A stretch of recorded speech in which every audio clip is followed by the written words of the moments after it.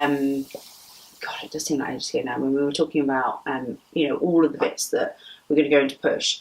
And you were one of the first people that I spoke to about how we were going to set this up and what we kind of wanted it to be.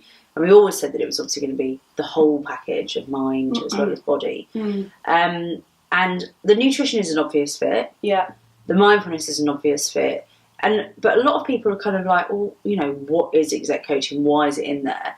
So can you explain first of all what exec coaching actually is, what it is, and more to the point, what it isn't? Because I think a lot of people maybe get a little bit confused with, is it therapy, or is I'm going to talk about my personal stuff? And this isn't just about work; it's about on the other side, it's not just about work. So what is the stuff that you're doing, and can it work across different elements and stuff? Yeah, I suppose the best way to describe it is using the analogy that, say, with push, Tom is the sports coach, and the exec coach. So Tom is looking after your body, and with Nick, she's your nutrition coach, and so she's looking after your food and the way that you nourish your body. Excuse me.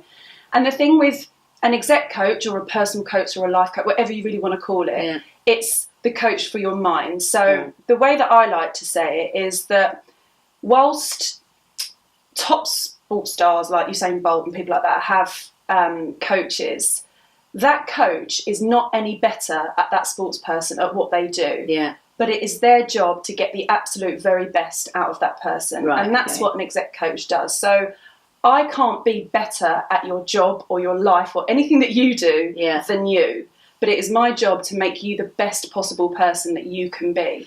By asking questions, by working out which direction you want to go. So what we would generally do is we work out areas of your life that you want to focus on. Right. And there will be some areas that you want to develop. And I think one of the most interesting questions in coaching is that when you get to this area that you want to develop, it's what's holding you back. Why haven't you got to where you want to be in that particular area? So we discuss what's holding you back and the things that have, or the reason why those things are holding you back. Yeah. So and then creating a plan, I guess, of how you're going to tackle that. Yeah, exactly. So the thing about coaching, which, and actually it's good that you mentioned about counselling and therapy as well, is that people do get it mixed up. And there is a really big difference between coaching and counselling and therapy and mentoring as well, actually. Counselling and therapy, which I absolutely believe there is a place for, that is going backwards. So that's looking at your life up until now, the things that have happened in your life or your childhood, your background, things that have happened to you to get you where you are. To get you where you are today. And the thing with coaching is, exec coaching is we start here, right now. So this is you, this is who you are, and we are now looking forward. It's really positive, it's really forward thinking. And how do we make you the best version of you? Yeah. So let's look at you now and let's create a plan going forward. And that is the big difference between coaching and mentoring and therapy. That it's much more positive, really. And also, and I think for me, that's why it's the best thing to be part of push. Yeah. Push isn't necessarily, we truly believe it is about making you better and helping you live better and helping you reframe.